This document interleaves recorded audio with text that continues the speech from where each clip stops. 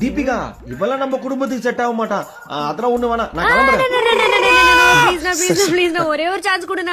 Please சரி, ஆனா இந்த முறை நீ பேசக்கூடாது, நான் தான் பேசுவேன். எவன் வந்து பேசினாலும் அப்படிதான்டா பேசுவான். உன்கிட்ட என்ன கெட்ட பழக்கலாம் இருக்குன்னு சொல்லு. என்கிட்ட எந்த நல்ல பழக்கமும் இல்லை சார்.